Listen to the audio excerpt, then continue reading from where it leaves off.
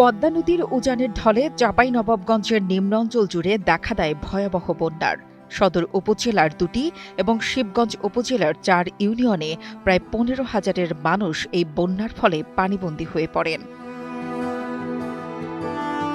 বন্যার পানিতে তলিয়ে গেছে ফসলি জমি, ঘরবাড়ি, রাস্তাঘাট, শিক্ষা প্রতিষ্ঠান ও বিপদসীমার মধ্যে রয়েছে ৩টি বিজিবি ক্যাম্প।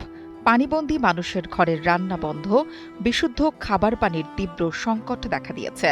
গবাদি পশু নিয়ে দুর্বিষহ জীবনযাপন করছেন অনেকে।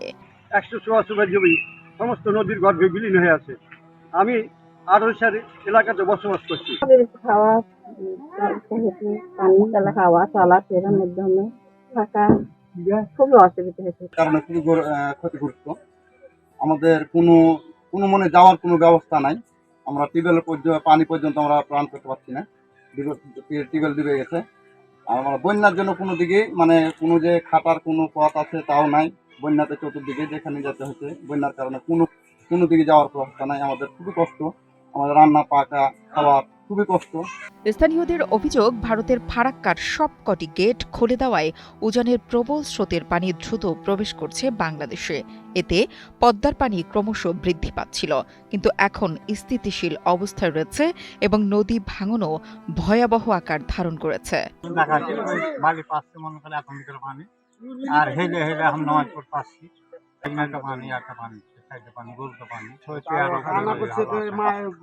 আমরা চাচ্ছি এটা যে যাকে ক্ষতি হয়েছে সে লোকগুলা পায়। পানি উঠানোর ফলে সমস্যা, এইসব সমস্যা গেলা ধরেন যে হচ্ছে বাজার টাজার করতে যেতে পারছি না, তো পানি দেখতে পাচ্ছেন এইগুলোই সমস্যা। জলে ধরেন যে ১০-১২ দিন হলো।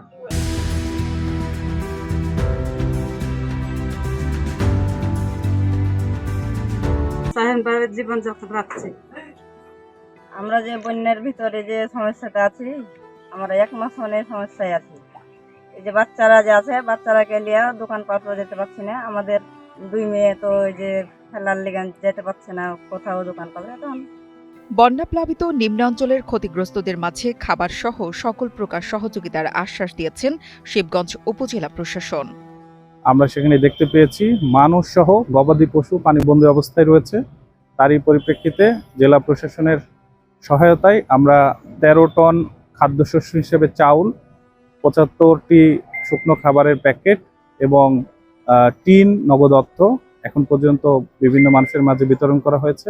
এই পর্যন্ত আমাদের মাঝে প্রায় 574 জন উপকারভোগী অন্তর্ভুক্ত হয়েছে এই সাহায্যের মধ্যে। আর আমরা আজকে সরেজমিন দেখেছি যে পানির অবস্থা আজকে স্থির রয়েছে। পানি সামনে হয়তো কমার সম্ভাবনা রয়েছে। আমরা আশা করছি বন্যা পরিস্থিতির উন্নতি ঘটবে। আরও 2 দিন পানি বাড়ার শঙ্কা রয়েছে, তারপরেই পদ্মার পানি কমবে বলে জানিয়েছেন পানি উন্নয়ন বোর্ডের এই কর্মকর্তা।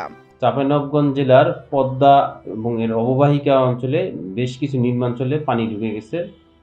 আমাদের প্রায় পাকা থেকে মনোহরপুর পর্যন্ত যদি ধরি এবং এর আশপাশে যে নিম্নাঞ্চলগুলো আছে সেগুলোতে প্রায় 20-25 কিলোমিটার এলাকা জুড়ে যেগুলো নিম্ন অঞ্চল সেগুলোতে পানি গেছে। মেইনল্যান্ডে এখনো পানি আসে নাই। আমাদের পদ্মাতে পানি আজকে পর্যন্ত 35 সেন্টিমিটার নিচে আছে বিপদসীমার।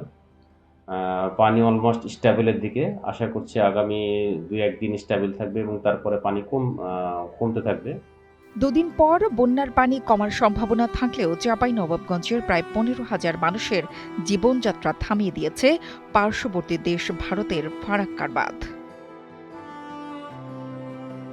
নুসরাত জাহান কোলি, কালের কণ্ঠ।